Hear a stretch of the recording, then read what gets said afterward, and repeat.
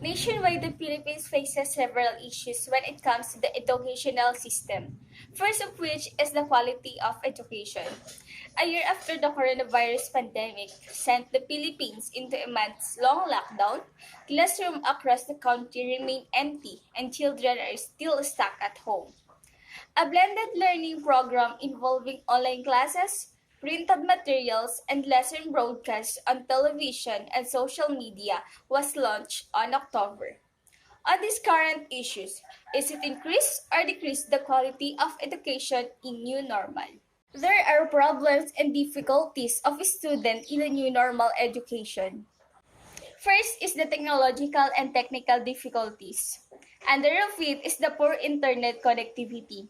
There are some quotation or others said by the students in terms of their internet connection. First, I have slow internet connection. Second, I experience lagging and intermittent internet loss during class. Third, due to poor connection, the smooth flow of the teacher's discussion is interrupted, so I cannot understand what the teacher discussed. Lastly, I have no internet provider, so I just use mobile data. For the supporting details, the slow internet connection has affected most, if not the majority of the pupils, especially in remote areas of the city where connection is far more inconsolable. This has resulted in pupils missing part of the lesson.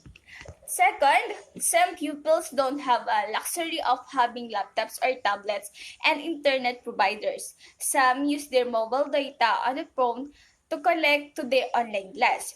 This confirms the survey of DepEd as cited by Santos 2020, mentioning that 2.8 million students have no way of going online, especially in rural areas where internet access and speed is a challenge. The This supporting details is from the source of https://www.thepublication.com. Second is the physical and digital difficulties. Under of it is the lack of concentration, where a student said that like this, I am distracted due to the noise coming from another classmate's house, like noisy neighbors, cry of baby, barking dogs, and some vehicles noises, and etc. Second, I cannot focus since some parents of my classmate join our Zoom class. Third, too much noise. Fourth, too rowdy when all of them are online at once. For the supporting details, the lack of concentration due to the nature of online learning, pupils faces challenges when it comes to their ability to concentrate in their classes. As the majority of students do online classes at home, the environment and other factors have contributed greatly in effectiveness of online learning. Third is the personal and psychological barriers. Under it is the lack of motivation.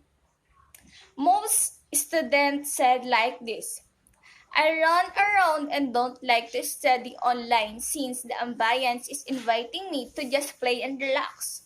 Online class is not fun, too much activity and less time on teaching. And lastly, fewer interactions with fellow students can feel the essence of school learning. The supporting details comes from the source of https://www.thepublication.com. The student lack of motivation and participation in online classes became another concern of teachers and parents. As there is no face-to-face interaction, more and more students lost their interest in participating in online classes.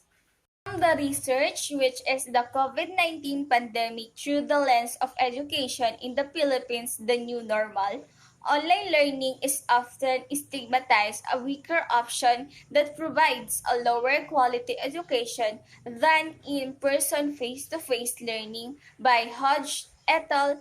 2020. The bigger problems when the pandemic worsened the quality of Philippine education system that was already problematic before the global health crisis set in. According to Youth Group Samahan ng Progresibong Kabataan, local schools have had issues on accessibility, especially for the poor, and the lack of infrastructure complicates it. For the example, Jiro, the grade 9 student, looks forward to seeing his classmate in school soon. He said, "There are times when I don't understand the modules because I'm not used to learning on my own. I need a teacher." For the supporting details, learning should continue despite the crisis. Mr. Benoit has said, "These modalities may not be the most effective, but these are mitigating measures to reduce learning gaps and other impacts after the pandemic." He said schools should plug learning gaps caused by the crisis as soon as physical classes resume. From the source of the https://www.beworldonline.com, Coronavirus Pandemic Highlights Failures of Philippine Education.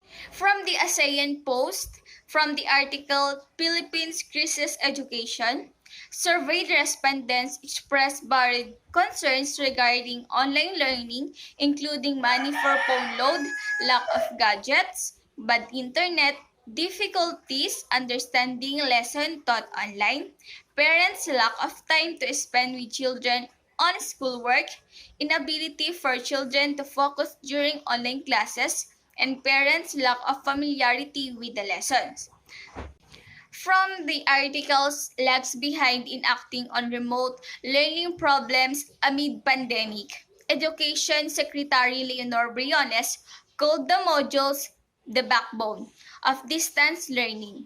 But in just a few days of school years 2020 to 2021, parents immediately noted that the modules contained errors that left them worried about the quality of education their children were getting.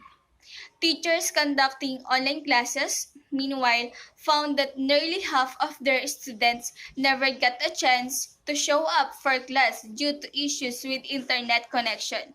Some of the students dropped out of school.